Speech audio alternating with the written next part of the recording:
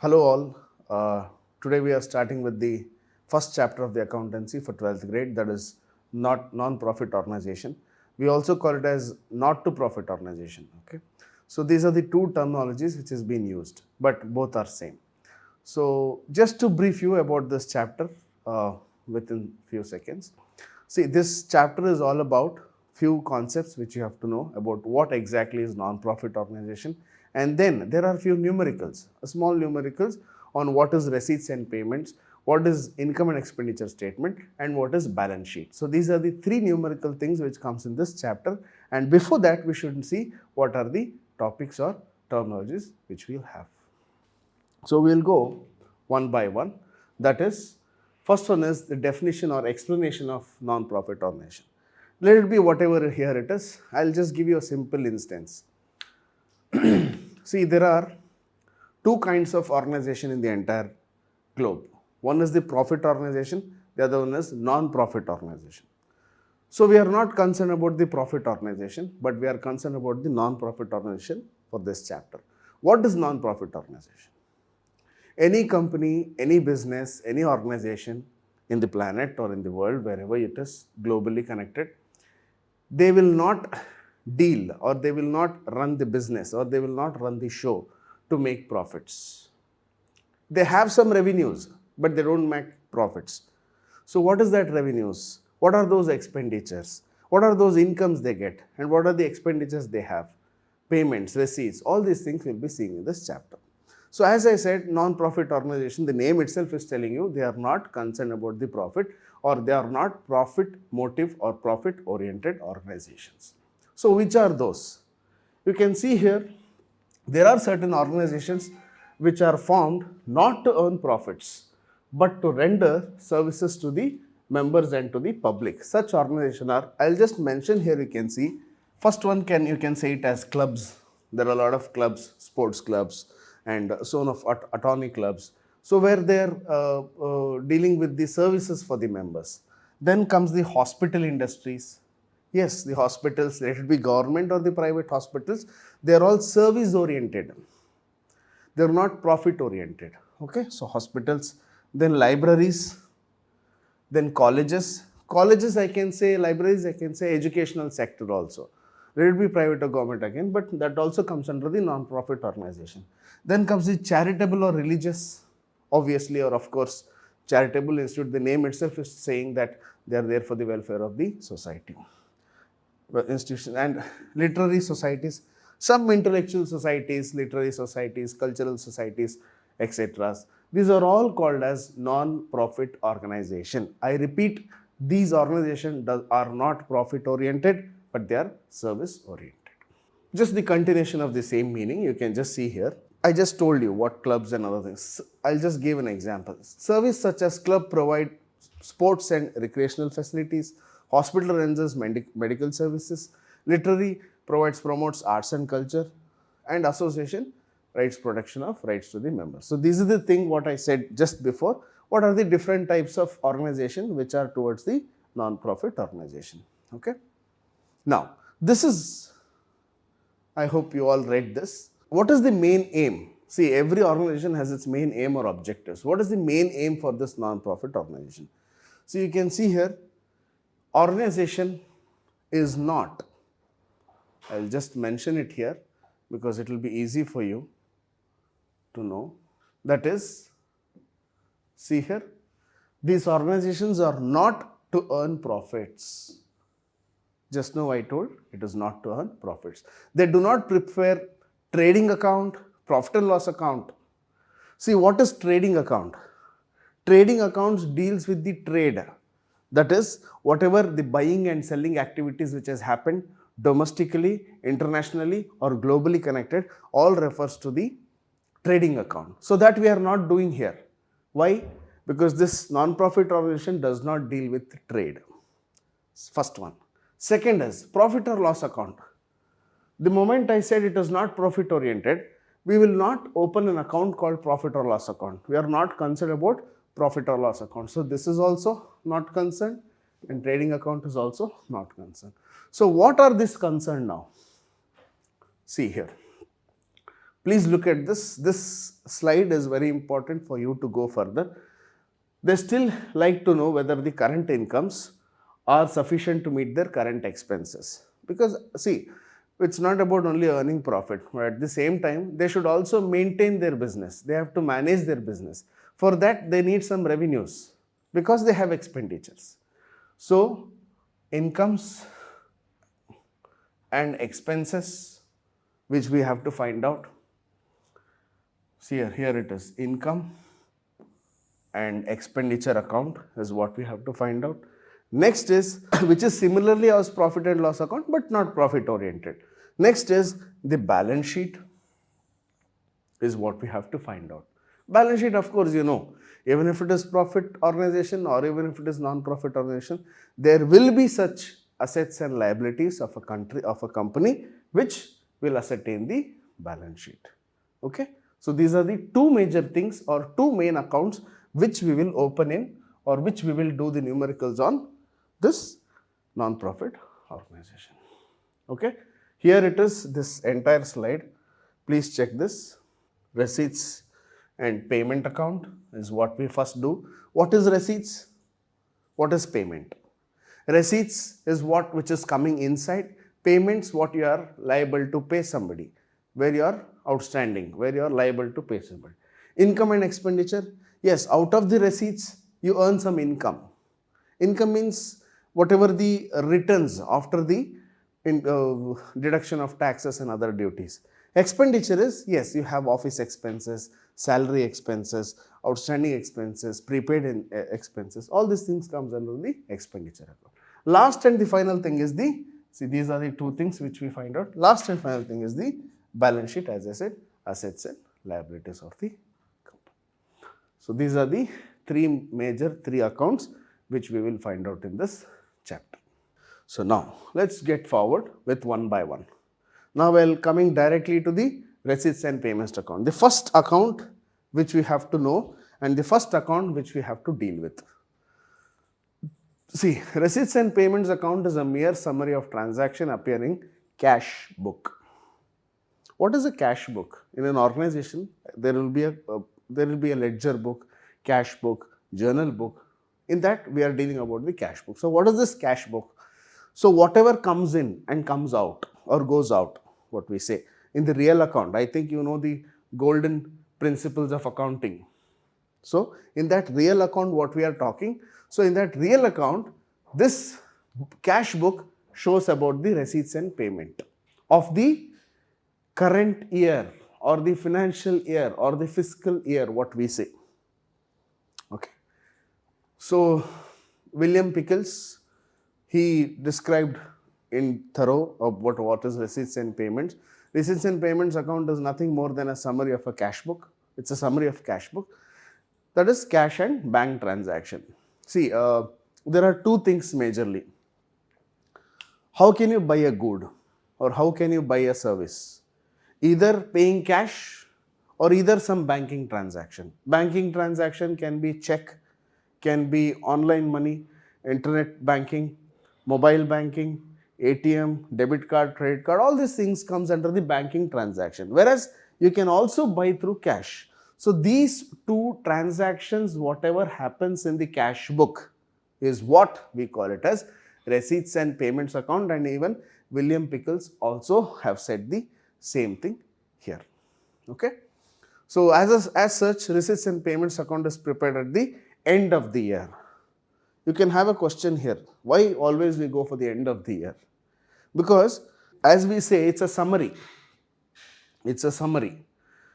Whenever we are talking about the summary of a company or summary of an organization, we will see the entire year, how the receipts and payments, how the income and expenditure, how the balance sheet was performed.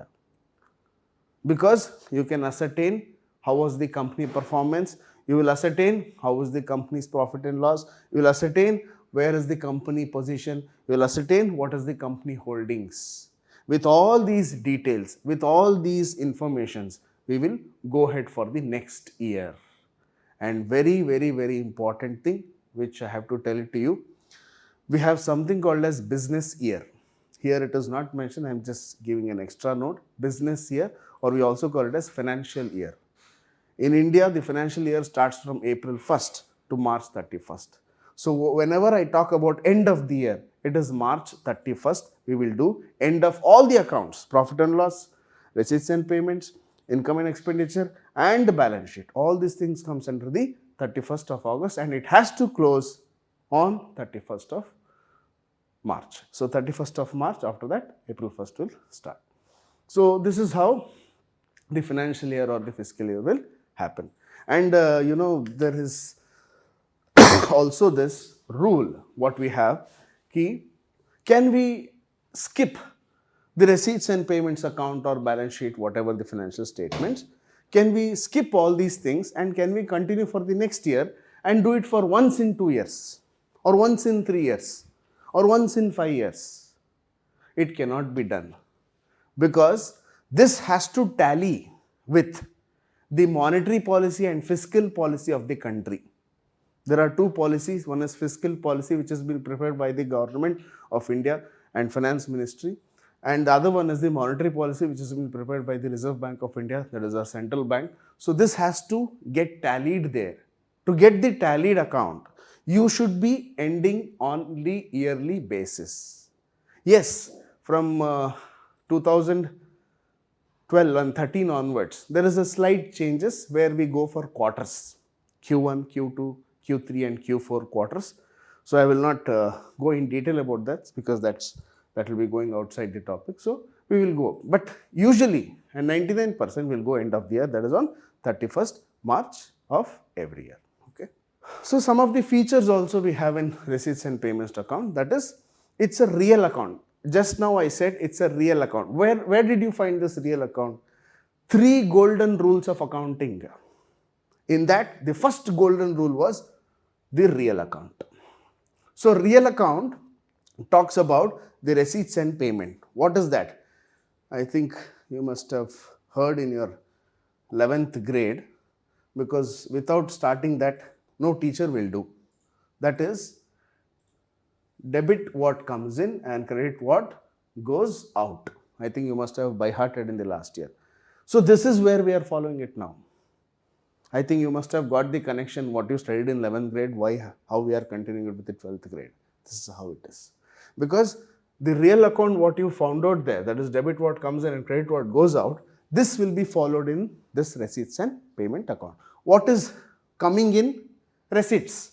What is going out? Payments. Because you are paying somebody, it is going from your hand, maybe cash in hand or maybe cash at bank. And receipts, which is coming in, maybe somebody is paying either through cash, that is cash in hand, or either through cash at bank. So these two things will follow. That is the first feature of receipts and payment account. Second feature, it starts with opening balance of a cash in hand and cash at bank. Just now I told you, cash in hand, cash at bank. You might be thinking, why cash in hand and cash at bank we are using so many times. Just now, the previous slide I told you, we are talking about cash book here. What does cash book says? The two transaction, one is cash transaction, other one is the bank transaction. So cash transaction is cash in hand, bank transfer is cash at bank. So these are the two things which are. So this is the second feature. So we can just read, I just told you what is cash in hand and cash at bank. Cash in hand is always shows a debit balance and will therefore be written on the debit side. Please keep this in mind. Cash in hand is always debited and it has been written on the debit side, and cash at bank shows a debit or a favorable balance. It can be here and there. It will be written on the debit side again. Okay. In case, see, this is debit side only, but in case if it is overdraft or unfavorable. What is overdraft? Overdraft is nothing but it is just like a credit card concept. Even if you don't have money, how you can swipe your card and purchase something. The same is overdraft facility, which is given for some companies where they can go, if suppose I have 10,000 rupees in my bank account, but I need to buy something which is 20,000. Yes, bank is allowing me an overdraft facility where I can over the draft, whatever the account balance I have, more than that I can go. But it will not be negative. It will not be negative. That's an overdraft facility which has been given by the bank. So if in that case, this will come under the credit side. Got it? Why debit side and credit side this will follow? If it is favorable, it will come in debit side. If it is unfavorable, it will go on the credit side. So these are the two features of receipts and payment account. Continuation. Next, the third feature, that is all cash receipts are shown on the debit side, irrespective of their nature. This means whatever is, I will again go back to the rule, whatever is coming inside to the company is all at the debit side. Correct? Then obviously the vice versa. Whatever is going out will be on the credit side. I repeat, whatever the receipts which are shown will come under the debit side. Real account, in that, the rule of real account will, the opening balance of cash in hand or whatever cash at bank, this will go. Okay, this is what I said. Now, I will go here. See, this is what I was saying.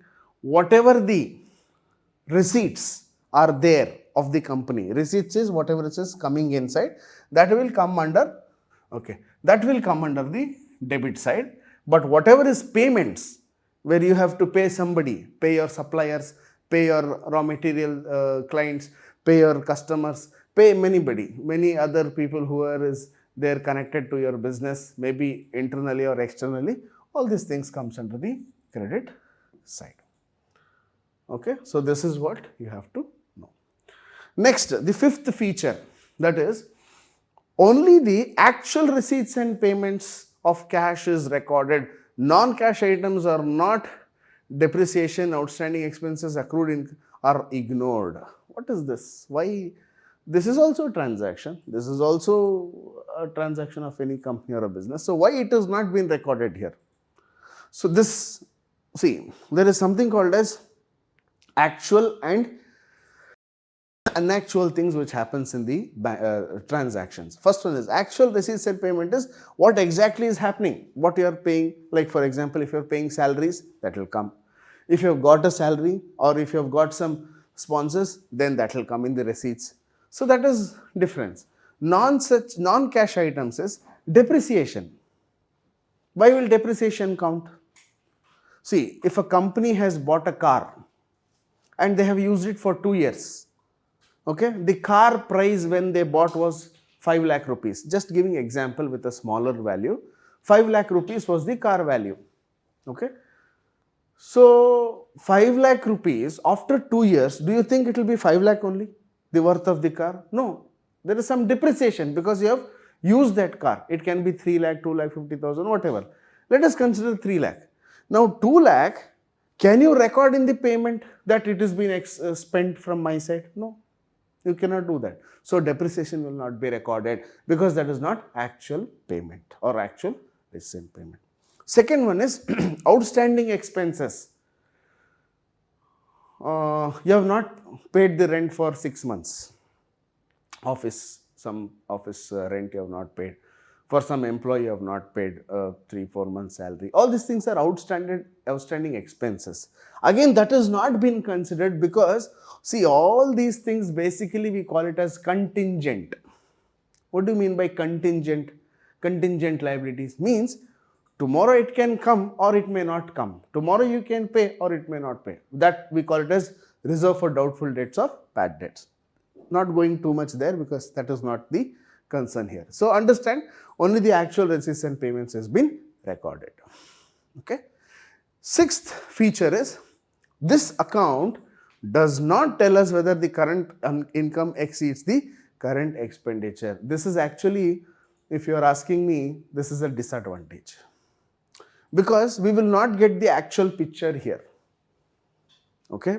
The reason here is why it is not showing the current incomes exceeds the current expenditure. The reason because here is this is not a profit oriented and we are neither bothered about whether this company is making profit or this company is suffering from loss. We are neither bothered. That's why this account will not show about whether it is exceeding or decreasing than the receipts and payments of the current expenditure. So, this is what the sixth feature is saying, and it can be vice versa also. So, these are the features which we have for the receipts and payment account. So, features of receipts and payment account, we have seen there were 6 features. In that last feature, I think I told you that we are not able to find out the profit motive here because this is not a profit oriented organization. Now, how to solve this numerically? Theoretically, we understood what is receipts and payment account. Theoretically, we understood why this real account is there. Theoretically, understood why this is the first account which we have to prepare. Now, we will prepare the receipts and payment account. For that, this is the format. You have the receipt one side and you have the payments on the other side. So, what happens with the receipts? Real account. Debit what comes in, credit what goes out. So, whatever which is coming inside, we will record it in the receipt side, and whatever which is going out, we will record it in the payment side. Okay. I have the entire format here. This is just an example where you can see there are a lot of expenses here by general expenses. General expenses is the expenses which happens on a regular basis. You cannot avoid that. There is something called as fixed expenses and variable expenses. Fixed expenses are office rent. Every month it will not change. Every month it will be same. Okay. So those are general expenses which will happen. So I'm going with the payment side now. Okay, I'm going with the payment side. So I'll just mark one by one so you'll get a clear idea. Okay, let's go with the payment side. The first payment side is general expenses. Don't worry about the amount for now because this is just an example, or we can also call it as the format of receipts and payment. So the first one is by general expenses. If you find any general expenses item in the question, blindly put it here on the payment side. Nothing doing. Second is by salaries and wages, because you have paid salary for your employees, you have paid wages for the laborers. So all these things will come under again in the payment side. Next is by furniture, because you have spent for the furnitures and fixtures. Furnitures and fixtures is an asset, but you have spent for that. That's an expenses which you have made. So that will also count under payment. By rent, rate and taxes, yes, payment. By printing and stationery, in office means there will be a lot of printing work, photocopies you will be taking, there will be a lot of stationery items which you have to buy, all these things as. By repairs, of course, a business means a machinery means a computer, something like that, it needs a repair, replacement, all these things, that's also an expense. Okay. Don't worry about this, balance carried down. I will come back to this later. Now let's go to the receipt side. What is this balance brought down here? Actually, I should have come from here. But the reason I told you this is very nominal. Just to understand. Balance brought down is what you have in your account. What you have in your hand. That is cash in hand or cash at bank. That is called as balance brought down. From there you start. Then to annual subscription, okay, let's hold here. This is a very important item, which most of the students get confused here. And this is the only item where I have seen students doing some mistakes and things happen. So I'll just tell you what is this. Now, subscription, for subscription only, the entire non-profit organization will run. Suppose a person A is running a non-profit organization.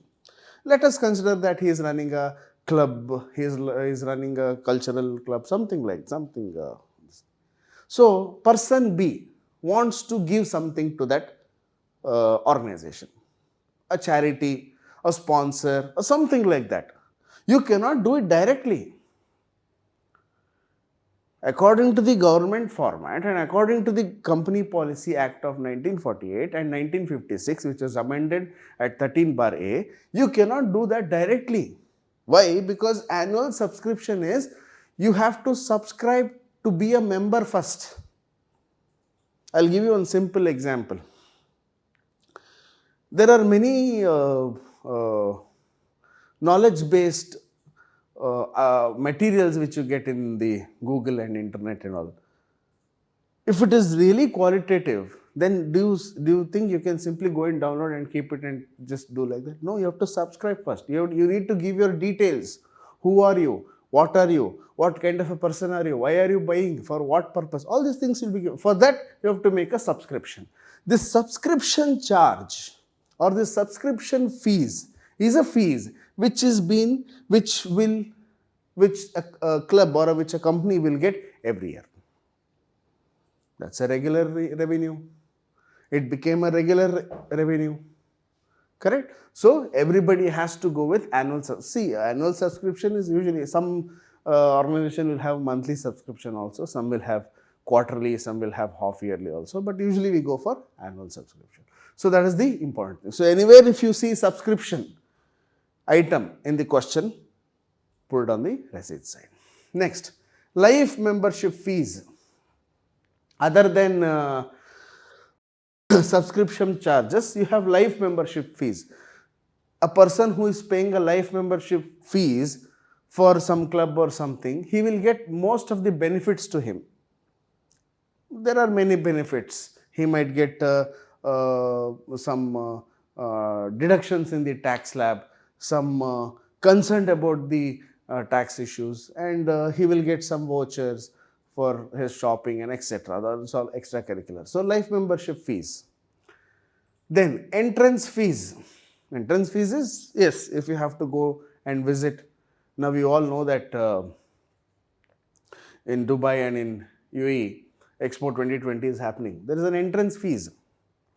That's also a non-profit organization. They are not doing something for a profit oriented, but yet it's a show which has been given. So entrance fees, all the non-profit organization where you have to make a subscription, first you have to have an entrance fee. So entrance fees will also count here because that's a receipt. See, simple understanding here is whatever which is coming inside, you record on the receipt side. Whatever is going outside, record on the payment side. Okay. Next is interest on securities. Yes, I told you that this is not profit oriented, but still you are getting some interest. Why? Because that's an investment being made from you. Just because you are a non-profit organization, nobody is restricting you to do any business or any investment with anybody. Correct?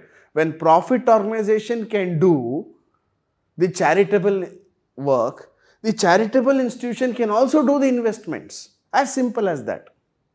As very simple as that.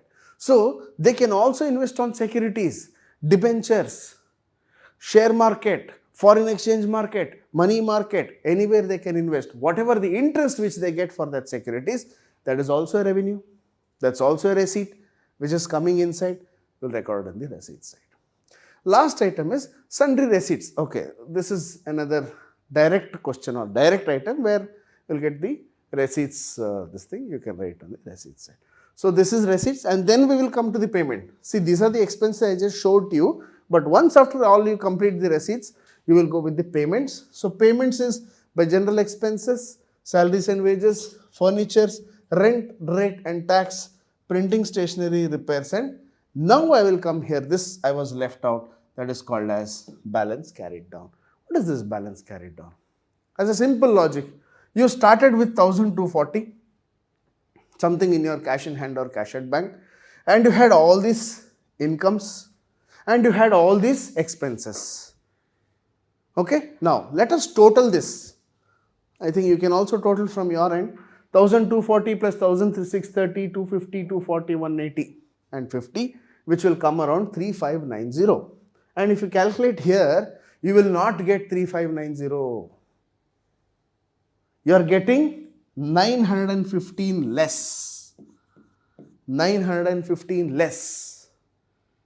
That is called as the balance carried down. So what does this mean? For this company, receipts is more than the payments. It's a good company. They're running good because whatever is coming inside is more than the going outside. So obviously it is good. They are running the show very good. If it was vice versa, then they would have had problem. If the payments was more and the receipt was less, then it's a problem for them. To manage the business, it will be a problem. But here receipts are more and payments are less. So obviously, that is a good company. So whatever balance which comes, which is balance carried on. Suppose, you might have this question also. Suppose, what if this payments is more? Yes, it will come here again. To balance carried down in the receipt side if it is vice versa or ulta. Right? So this is what the entire numerical problem which you need to understand on the receipts and payment account. I don't have the different question and different answer. The same question I have told you with explanation how this format will actually happen. So receipts and payments. So whatever the difference you find, always remember, once you put up all the items in receipts column and in payments column, wherever you find the difference, there comes the balance carried down. If it is coming on the payment side, it will be by balance carried down, or if it is coming on the receipt side, it will be to balance carried down, whatever it is. But payment side, if it is more, then the company is not running good. They are not running under loss, because here we cannot say profit and loss, because it is a non-profit organization. We can say it is not running good. If the receipts are more than the payments, yes, the company is running good. So this logic, if you understand, we can solve the next one. Okay, I hope you understood what is receipts and payments. Now let us understand the next statement or the next format or the next concern, that is income and expenditure account. See here, before explaining this, I'll just tell you, income and expenditure account, receipts and payments are almost same, because this is also what comes in, that is also what comes in, this is also what goes in, that's also what goes out. But here what happens here is, receipts and payments is what comes in and goes out, but income and expenditure is what stays in and what stays out. I hope you didn't get. I'll tell you clearly. That is, income means out of the receipts, what you have got income. Out of the payments, what is your expenditure is what we have here. This we can call it as the net. You know what is the difference between gross and net? Gross is the entire thing. Under that, whatever is filtrated or the minimum, reducing all the tax, duties and other expenses, depreciation, no, that we have it net. So that is called income and expenditure account. So I'll just read it. Income and expenditure account is similar to profit and loss account. It is similar to profit and loss account, but it is not profit and loss account. I again repeat, this is a non-profit organization. So we will not consider about profit or loss or anything. Profit and loss account of a profit-seeking entity is prepared to ascertain whether the current income are in excess of current expenditure. Simple as that. Is it the income more than the expenditure, or is it vice versa, is what we are to find out. Or it reveals the surplus or the deficit. This is a very important point to be noted down. See, here is a clear indication of a new word called as surplus and deficit. Instead of profit or loss, we will use the word called surplus or deficit. What do you mean by surplus? When the income is more than the expenditure. What do you mean by deficit? When expenditure is more than the incomes. As simple as that. So to find out the surplus and deficit of the company, we will find out income and expenditure account. Simple. Yes. So that is what it is. Alright. So this is not needed. So let's go to the features of. There are some special features as we had for the receipts and payment. Here also we have the special features for income and expenditure account. So first is, it's a nominal account. I told you. What is receipts and payment? It's a real account. What is income and expenditure? It is a nominal account. Please remember, guys, they will definitely ask this in MCQ. Whether receipts and payment account is a real account Or does it come under the real account or the nominal account? Receipts and payments will only come in real account. Second MCQ, possibility of second MCQ, income and expenditure account, whether it will come in real account or nominal account, it will come in nominal account, not in real. Okay. So what is nominal account? You must have learnt in 11th grade, but still I'll go forward. The first point you can read there, nominal account is here. That is debit all expenses or losses. I'll just mark that so that you can also understand. What is nominal account? This rule, I think you must have heard this rule. Debit all expenses or losses and credit all incomes and gains. This is all universal truth. You cannot change. Nobody can change tomorrow also. Debit all expenses or losses and credit all incomes and gains is what we follow here. Next is no opening of and closing of cash and bank are recorded in it. You don't have to record anything in the nominal account. Third one is this account is prepared in the same manner in which profit and loss account is prepared. You must have done this in your 11th grade, how to make profit and loss account for the normal trading company or a profit organization. The same way is income and expenditure account. Okay. So you have the adjustments. See, once we go to the problem, I'll tell you how practical it has been done. So now just understand the concept. So this is the third feature. Fourth feature is only items of revenue nature are recorded in it. All capital natures are ignored. What is this revenue and capital now?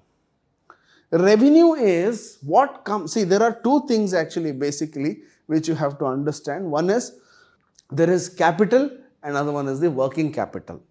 In accounts, in accountancy, basically you have two types, capital, working capital. What is capital?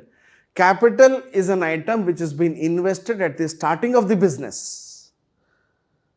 What is working capital? Working capital is a capital which has been investing or spending every day on the day-to-day business. We call it as work in progress or work in operations account. Okay. So that is all the items. So revenue is only been recorded and not the capital.